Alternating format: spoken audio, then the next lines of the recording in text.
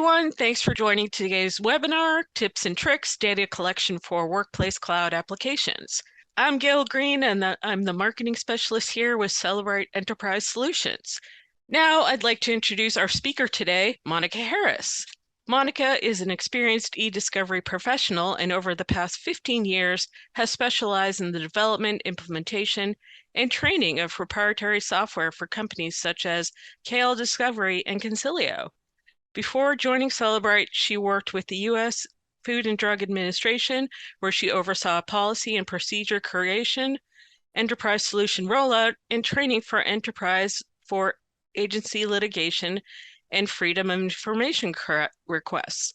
Monica is an active leader and mentor in the eDiscovery community and currently serves as president of the Association of Certified eDiscovery Specialists, ACEDS, DC chapter, a board member of the Masters Conference and community chair of the DC Masters Conference.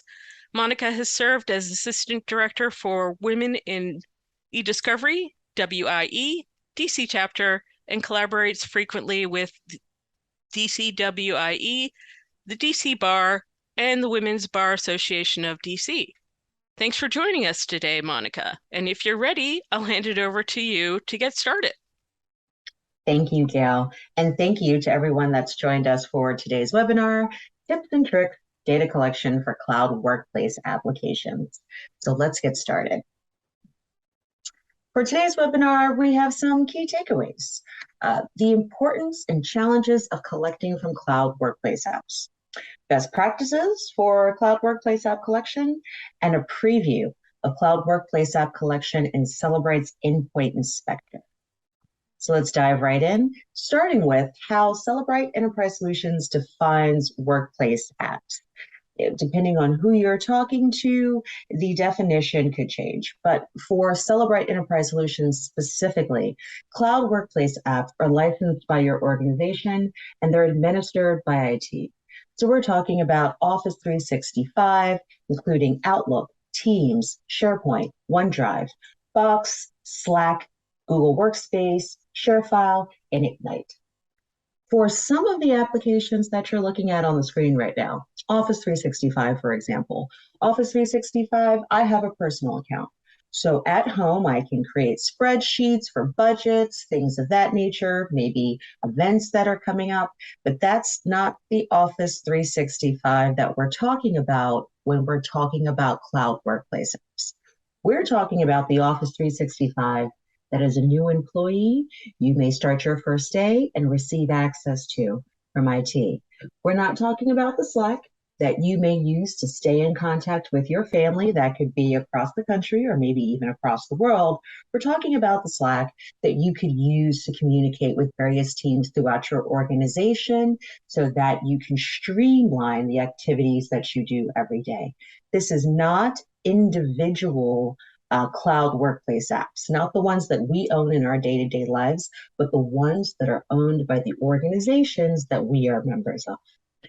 Why is collecting from cloud workplace apps important?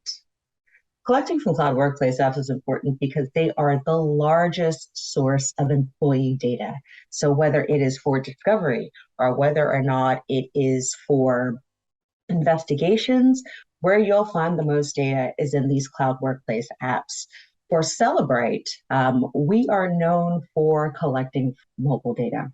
With the acquisition of Black Bag Technologies, we added to that the ability to collect from computers, particularly from Macs, Mac Silicon T2 encryption, but computers overall. So mobile and computers are more of the modern, shall we say, modern data collection, but the data overall, the bulk of the data is found in these workplace apps, whether that's because of the change that we have seen in our day-to-day that has happened in the past 2 years in terms of how we've communicated, or whether or not that is by the fact that a majority of organizations have one or more than one of the applications that we're looking at on the screen behind their firewall. Why would you collect from someplace other than the original source of data, right? If we go back very quickly, and take a look at these apps. Slack, Office 365, Google Workspace, they all allow you the ability to collect directly from the source. But why would you collect, let's say, with Cellebrite's Endpoint Inspector? Well, there's a few challenges that could present themselves when you are collecting directly from the source, when you're collecting directly from Office 365, or when you're collecting directly from Slack. And the first one groups those challenges together because of licensing. When we look at the licensing for these cloud workplace apps, there are various features that come with each license. The license can vary in terms of the size of the organization. Do you have 1,000 employees? Do you have 5,000 employees? Are you larger? In addition to that, not only do we see a difference in the size in terms of how many individuals can be included on a license, but we see the difference with the features as well. So depending on whether you have an E3 or an E5 license, you may have different options available to you in terms of features. Whether or not you have Enterprise Grid, Enterprise Plus, you may see different features there. Whereas when you are working with a tool that's collecting directly out of these applications, that tends to streamline the features, right? Now you're working with the tool as opposed to the source. Additionally, as I stated in the earlier slide, most organizations have more than one cloud workplace app. So it's not that you have Office 365 alone. You may have Office 365. You may have Office 365 and Box. You may have Office 365, Box, and Teams. So the question is, how much time do you have? Everything can be done with time and resources, but the more time and resources that we have available to us, the more value that we can add to our organizations and to our customers. So why spend that time and those resources moving from one cloud workplace application to another cloud workplace application to another cloud workplace application as you work to collect data from all of the sources across the cloud workplace apps that may be available? Working with tools that can work with these original source of data can give you the ability to be uniform and collect across them. And once we start talking about collecting across cloud workplace apps, then we have to start talking about entity normalization. The fact that in your Outlook, your Teams, your SharePoint, and your Slack, and your Box, you may not be the same person across. I could be Monica Harris in Outlook. I could be Monica S. Harris in Box. And I could be Monica H. in Slack. Right? So that entity normalization, understanding that in order to see the full picture, in order to get to the smoking gun, that you will need to collect across cloud workplace apps. And when you begin to collect across cloud workplace apps, you can begin to see different identities, but you're still looking at the same person. So entity normalization is important as well. These are things to consider when you are deciding within your organizations where you are going to collect the data from and how you're going to collect it. So historically, when collecting from cloud workplace apps, we focus on email, Office 365, or Google Workspace, for example, if that's where you're collecting from. But in the past year, perhaps even in the past 2 years, as the way that we have communicated within our organizations has shifted from more of a formal communication standpoint, was what you see in email, to continuous communication, which is what we see in Teams and Slack.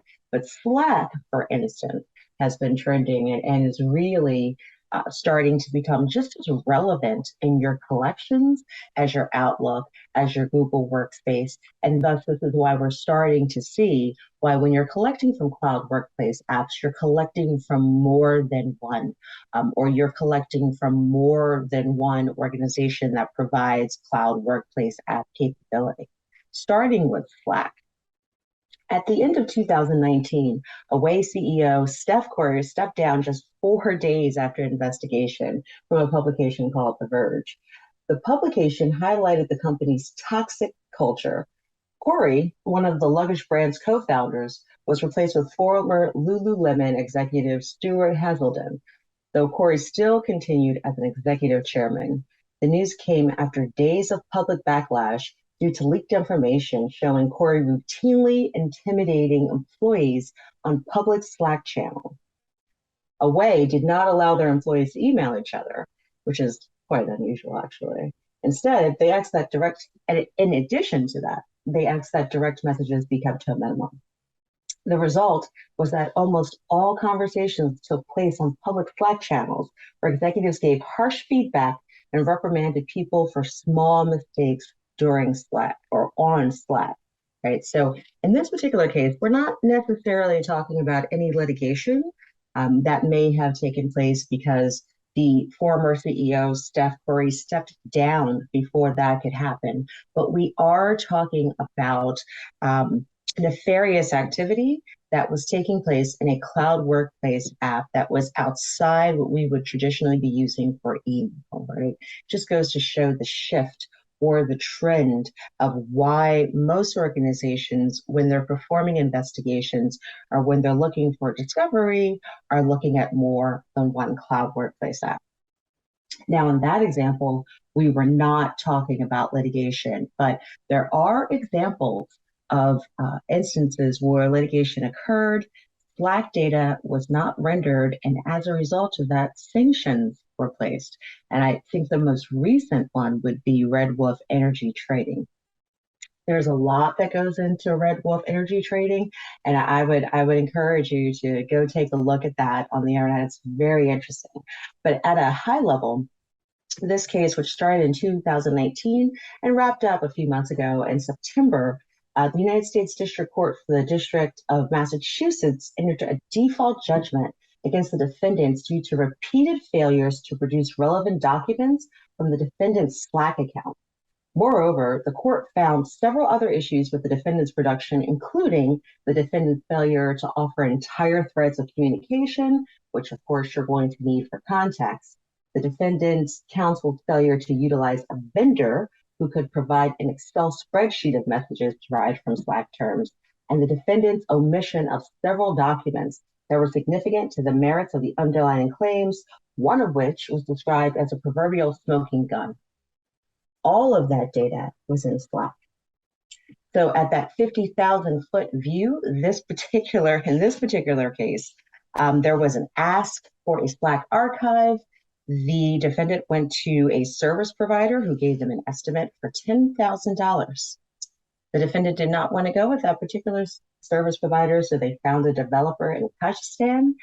And as a result of the data not being handled in a proper way, and some of that which we just went over, some things weren't produced at all, some things were produced without context, and then a handful of other caveats. This particular defendant, Red Wolf Energy Trading, was fined nearly $10 million. $10,000 could have saved them nearly $10 million if they had produced data from Slack. So when we are looking to do collections, when we're trying to understand the truth and get to the relevant facts, we're not just looking at email anymore. Most investigations, most discovery involve collections from more than one cloud workplace app. So now that we have discussed what cloud workplace apps are, why it's important that we collect from them, and why it's important that we collect from more than one, let's talk about some best practices for collecting. So one, collect from all sources of cloud workplace app data. I don't think there's anything more relevant than the case that we just talked about, the Red Wolf Energy Trading. It could be because that just happened. We're still within the 90-day period when we're talking about that case. But I think overall, it's the trend of understanding how we're communicating and how that's changed in the past 2 years. Many of us are communicating in more than one cloud workplace app. So when you're collecting from these cloud workplace apps, understand that you're collecting from more than one source. Even if you're looking within something like that's a suite like Office 365, more than likely you're looking at Outlook, you're looking at Teams, and you're looking at OneDrive and SharePoint. Being sure or being able to make sure that you can collect from all of those. And then additionally, looking around, what other communication channels are available to these teams? Are they using Slack? In addition to OneDrive, are they also using bots, things of that nature? Just making sure that you have information governance and that all workplace apps are accounted for during your collection. But as soon as you begin to talk about collecting from all of the apps, understanding who an individual could be across all of those apps is important as well. And we talked a little bit about that earlier. The fact that one person, one custodian, one person of interest could be their first and last name in an email system, their first and last initial in something that's more of continuous or a short messaging system, so forth and et cetera. So making sure that you understand not only where all the sources of data are across the cloud workplace apps, but you understand who an individual can be across all of the cloud workplace apps. But also, once we start talking about a variety of cloud workplace apps, and these cloud workplace apps are the largest sources of employee data, making sure that we're collecting from them in a smart manner. Okay, there are often deadlines when it comes to discovery, and then in addition to that, we just want to make sure that we're making the most of our resources when we're pulling data out of the cloud. So performing some type of EDA, some type of early data assessment by, if possible, not pulling all of the data out of these cloud workplace apps, but pulling out a portion of the data to be able to do early data assessment. If you understand that for the past 2 months, I was talking about Cellebrite and you see 2 terabytes of data, maybe we're pulling out just the metadata, pull out the load file, take a look at what is in that, and then from there, determining if perhaps there's a way to create additional search terms or create just additional criteria of filtering overall that can mean that you're getting to more relevant data faster when you're collecting from these largest sources of employee data. And then, of course, we've already talked about filtering on those metadata exports. That is the idea there. Rather than go in and put in your search terms like we may have done in the past, the data that could be in these sources is vast. It is very vast. So once you go in and you understand you have that 50,000 foot view of the data that you could potentially export, then going in and making sure that your filters are looking just at the data that's relevant to you. But speaking of the data that's relevant to you, because there is so much data in these cloud workplace app sources, also understanding what could be sensitive within that data. What could be personal identification? What could be personal health information? What could be personal credit card information, for example, so that you can identify that and put that aside. Also, depending on what you are searching for, particularly if you're looking at your Teams or your Slack, think about excluding, thinking about being able to identify so that you can exclude at a later time any 0 byte files. Sometimes when we're sending pictures, sometimes when we're sending images, that could lead to an additional message that may not have content. And so we want to accelerate the time that it takes to review these documents. So when you're doing your early data assessment, when you're pulling out the metadata for the documents that you could potentially be exporting out of these cloud workplace sources, or for the conversations that you could potentially be exporting out of these cloud workplace apps, make sure that you're taking a look at the size of the files too, right? I know that when you're doing analytics, for example, I'm always looking for 0 byte files so that I can put those aside. They could be generated for any reason, but that's something you want to take a look at when you're looking at the cloud workplace apps as well. Last but not least, and very possibly the most important, when you're collecting from cloud workplace apps, having repeatable and defensible workflows that you could use for collection is important. Cloud workplace apps are the largest source of employee data. And when you're collecting, if you want the full scope or the full picture, more than likely you're collecting from more than one. In addition to that, because you're looking at so much data, you could be going in, putting in your terms, pulling out just the metadata only to give yourself some type of QC, massaging that and going back. So after you've done all of that work, and now you have to go in and do it for multiple custodians and perhaps massage as you go, you want to make sure that you are storing how you're setting up these filters, how you're setting up which applications you're collecting from, how you're setting up who you're collecting from in some type of template or some type of documentation, something that you can refer to each time, because these are not small collections. This is not a limited amount of criteria. They're quite vast. So you want to make sure that you have a repeatable process and even something that could be automated if possible, so that you could reduce that manual intervention and also reduce the human error that could occur as a result of the manual intervention. So we've talked about some best practices for cloud workplace apps.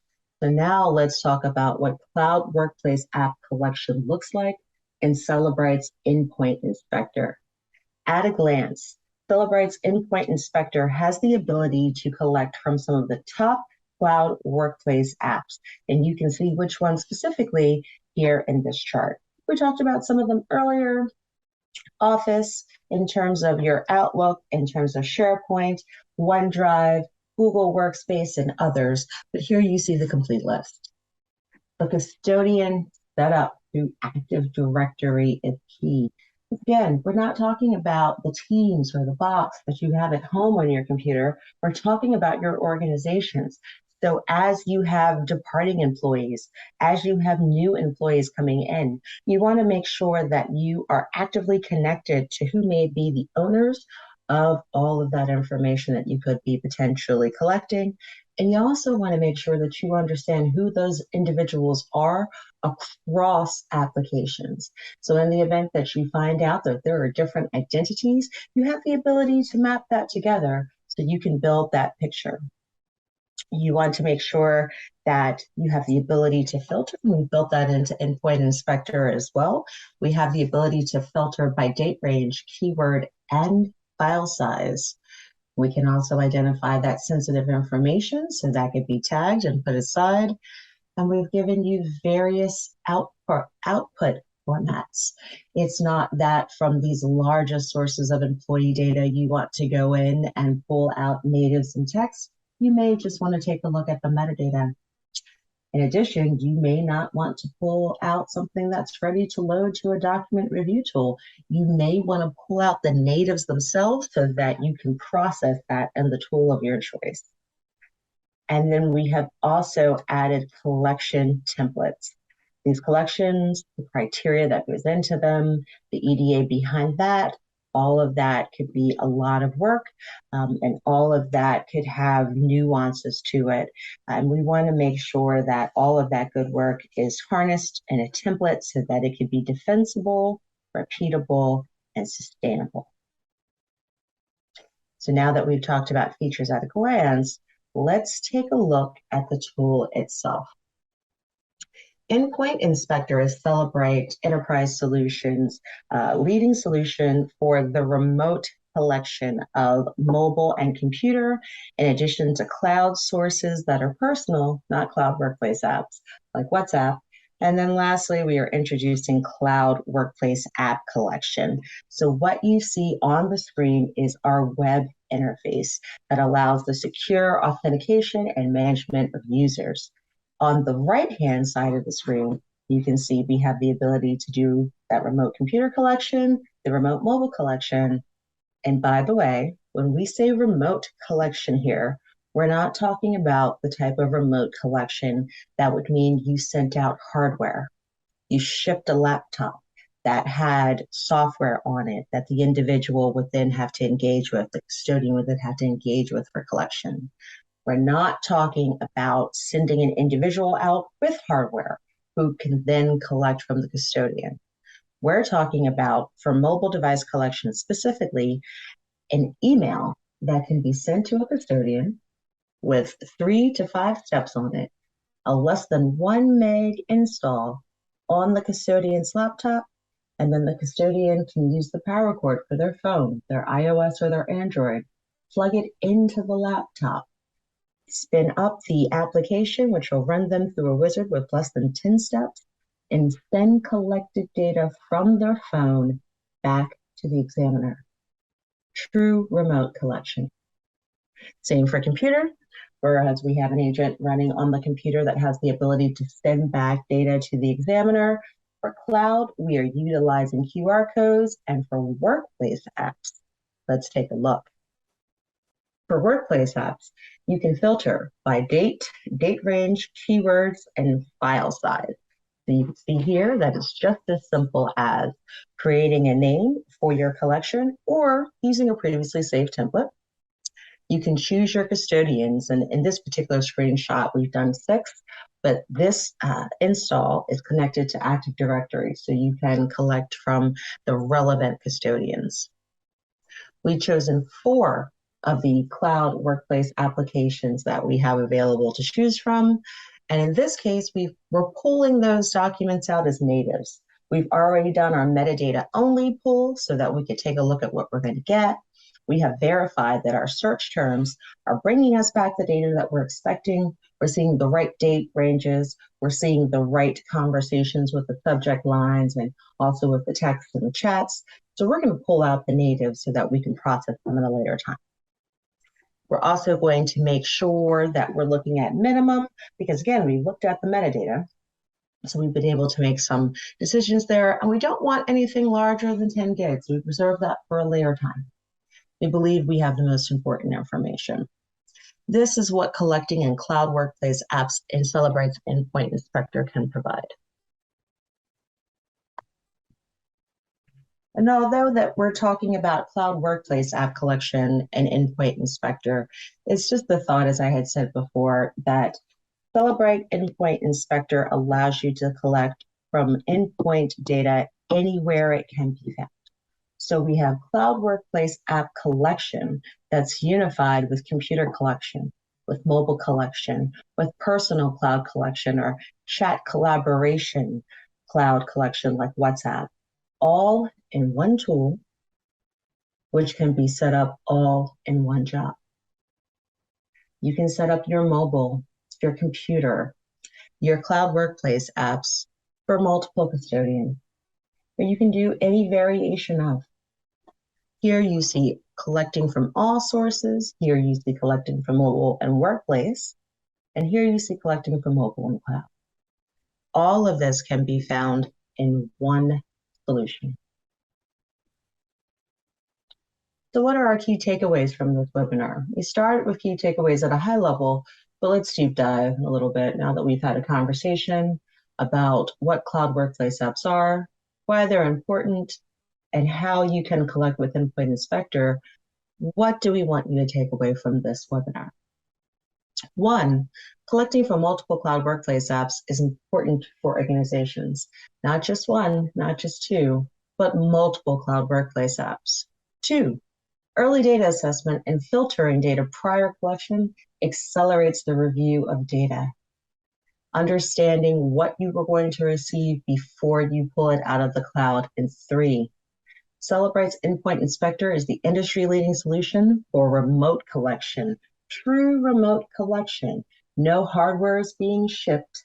It's by email only, and data is sent back to the examiner for mobile and computer, and now includes cloud workplace apps.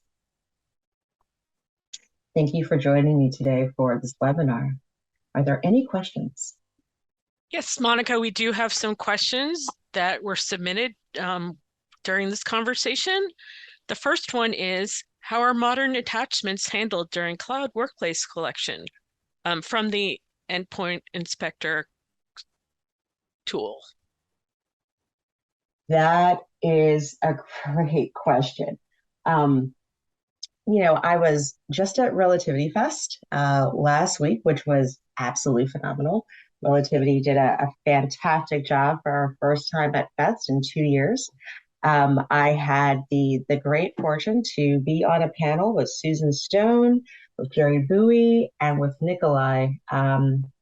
Nikolai P. I'm not going to destroy your last name. I apologize. But we were talking about normalizing modern data. So when we were talking about modern data, it was all of the sources in which Endpoint Inspector can collect from. And there was about a 15 to 20-minute heated debate about modern attachments. And so someone said something during that conversation that I'm going to share with this audience, I'm going to use to answer this question. Why are we calling them attachments? Why are we calling them attachments?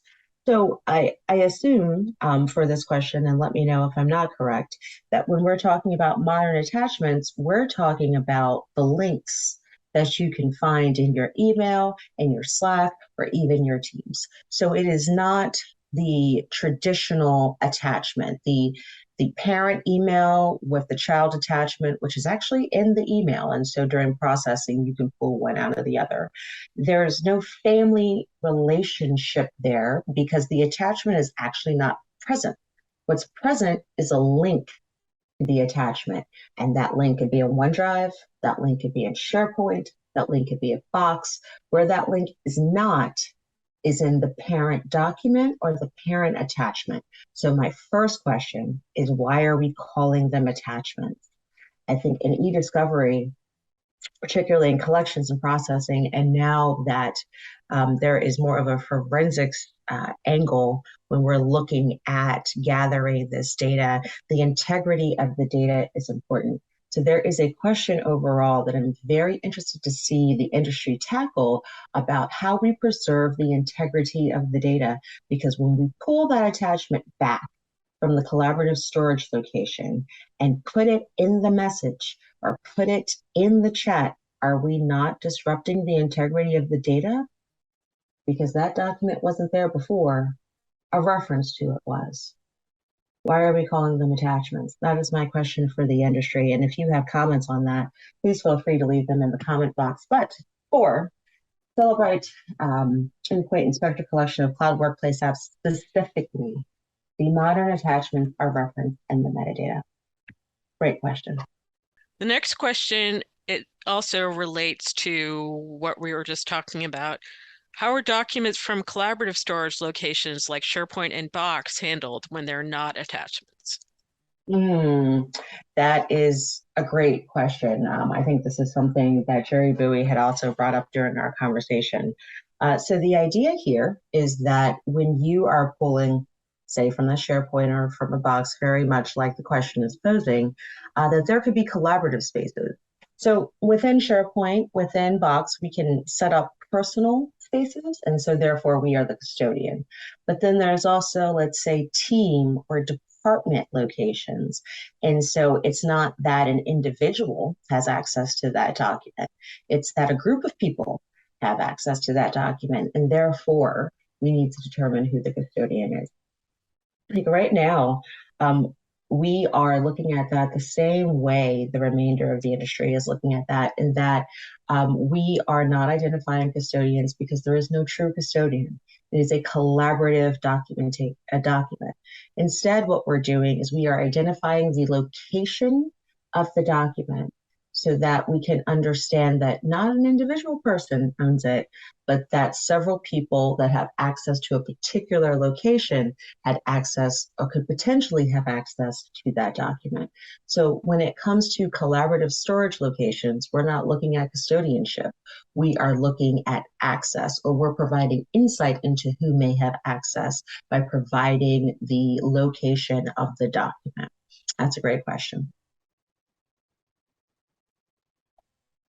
And next question, just to shift back to workplace apps for a moment. How are cloud workplace apps licensed in Endpoint Inspector? That's a good question. How are cloud workplace apps licensed in Endpoint Inspector? So I'm gonna take my own spin on this question. So I know that we talked about Outlook, we talked about SharePoint, we talked about FileShare, and a few others. So I think I'm being asked whether or not you are looking at these connectors individually, but at Cellebrite, we take a holistic approach or view of cloud workplace app collection. So when you are looking to use these connectors in the application, all of the connectors are available to you.